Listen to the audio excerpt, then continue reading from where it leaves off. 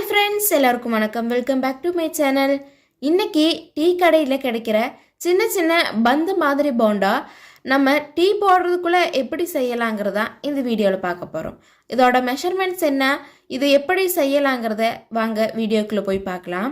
இது செய்யறதுக்கு நான் மெஷர் பண்ணுறதுக்கு எடுத்துருக்கிறது குழம்பு கரண்டி. குழம்பு கரண்டியில் 2 கரண்டி மைதா மாவு, 2 கரண்டி கடலை மாவு சேர்த்திக்கலாம். தேவைப்பட்டதுன்னா கோதுமை மாவும் கொஞ்சமாக சேர்த்திட்டு, நம்ம தோசைக்கு ஆட்டி வச்சிருக்கிற மாவு நல்லா புளிச்சிருந்ததுன்னா அதையும் கொஞ்சமாக சேர்த்திக்கலாம். இதுதான் மெயின் இன்க்ரீடியன்ட். இது கூடவே கட் பண்ணி வச்சிருக்கிற பெரிய வெங்காயம், உப்பு தேவையான அளவு, மிளகாய்த்தூள், கருவேப்பிலை, சோடா உப்பு, இது மட்டுமே போட்டால் போதும்.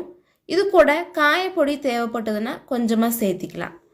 இப்போ தேவையான அளவு தண்ணி சேர்த்திட்டு மிக்ஸ் பண்ணி எடுத்துக்கலாம். தண்ணி ஒரே அளவு சேர்த்த வேண்டாம், 2-3 டைமாக கொஞ்சம் கொஞ்சமாக சேர்த்து மிக்ஸ் பண்ணணும் தான் அதோட கன்சிஸ்டன்சியை நம்ம கரெக்டாக அட்ஜஸ்ட் பண்ண முடியும். அதனால் ஃபஸ்ட்டு டைமே நிறைய தண்ணி ஊற்ற வேண்டாம், கொஞ்சம் கொஞ்சமாக சேர்த்திட்டு அதுக்கப்புறம் மிக்ஸ் பண்ண ஸ்டார்ட் பண்ணலாம். ஃபஸ்ட்டே நிறைய தண்ணி ஊற்றிட்டோன்னா அதுக்கப்புறம் மாவு போட வேண்டியது வரும். அதனால கொஞ்சம் கொஞ்சமாக தண்ணி ஊற்றி நம்ம கன்சிஸ்டன்சியை அட்ஜஸ்ட் பண்ணிகிட்டே வரலாம். எப்போவுமே பக்கோடைக்கு நம்ம பிச்சு போடுற பதத்தில் தான் இருக்கணும். ரொம்ப வாட்டரியாகவும் இருக்கக்கூடாது, ரொம்ப கெட்டியாகவும் இருக்கக்கூடாது.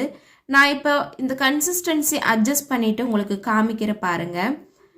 நம்ம கரண்டியில் எடுத்து மேலே தூக்கி போடும்போது கீழே அந்த பந்து மாதிரி விருந்ததுனாலே அதுதான் கரெக்டான ஒரு கன்சிஸ்டன்சி.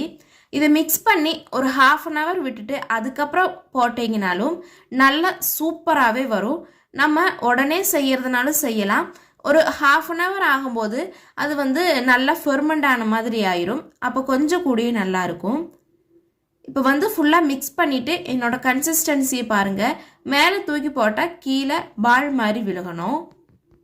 மாவை மிக்ஸ் பண்ணிவிட்டு இப்போ நம்ம எப்படி போடலாங்கிறத பார்க்கலாம். நல்லா எண்ணெய் காஞ்சிருக்கணும்.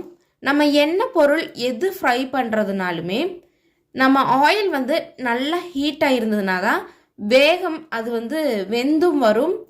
அதுக்கப்புறம் எண்ணெயும் நிறைய குடிக்காது. இப்போ நான் எடுத்து போடும்போதே அந்த ஒவ்வொரு பக்கோடையும் மேலே நல்லா பல்ஜாய் வந்துட்டே இருக்குது. உங்களுக்கு வீடியோவில் பார்த்தாலே தெரியும். நம்ம இது எப்படி வரும்னா, கொஞ்சமாக இந்த தோசை மாவு கலந்தோம்னாலே இது மாதிரி நல்லா பந்து மாதிரி கிடைக்கும். நீங்களும் உங்கள் வீட்டில் ட்ரை பண்ணி பாருங்கள். என்னதான் பச்சி போண்டா எல்லாம் வந்தாலுமே இந்த ஃபஸ்ட்டு இருந்த பக்கோடைக்கு மவுசே தனிதான். ஆனால் கடைகளில் அதிகமாக இது செய்ய மாட்டாங்க. இது வேலை அதிகங்கிறதுனால இது குறிப்பிட்ட டைமுகளில் தான் செய்வாங்க. அதனால ஈவினிங் டைமில் உங்கள் குழந்தைங்க அதுக்கப்புறம் வீட்டில் இருக்கிற எல்லாருக்கும் இது மாதிரி ஒரு டைம் செஞ்சு கொடுத்து பாருங்க. இது கூட சட்னி, அதுக்கப்புறம் இட்லி மிளகாய் பொடி, இது எல்லாமே வச்சு சாப்பிட்டா சூப்பர் டேஸ்ட்டாக இருக்கும். மறக்காமல் ட்ரை பண்ணி பாருங்கள். நான் சொன்ன ட்ரிக்ஸ் எல்லாமே நீங்களும் ஃபாலோ பண்ணி பாருங்கள். இப்போ ஃபுல்லாகவே ஃப்ரை பண்ணி எடுத்தாச்சு. இப்போ நான் இதை நல்லா ஓப்பன் பண்ணி காமிக்கிறேன். நல்லா உள்ளே ஃபெர்மெண்ட் ஆகி நல்லா பந்து மாதிரி இருக்கிறது நல்லாவே மொறுமொறுன்னு கிறிஸ்பியாக உள்ள நல்லா ஸ்பாஞ்ச் மாதிரி இருக்கும். டீ போடுறதுக்கு முன்னாடி மாவை ரெடி பண்ணிவிட்டு டீ போட்டு முடிக்கிறதுக்குள்ள இந்த ஸ்நாக்ஸை வேகம் செஞ்சிடலாம். நீங்களும் ஒரு முறை இது மாதிரி செஞ்சு பார்த்துட்டு எப்படி இருந்ததுன்னு மறக்காமல் கமெண்ட் பண்ணுங்கள். வீடியோ பிடிச்சிருந்ததுன்னா லைக் பண்ணி சப்ஸ்கிரைப் பண்ணிக்கோங்க. தேங்க்ஸ் ஃபார் வாட்சிங்.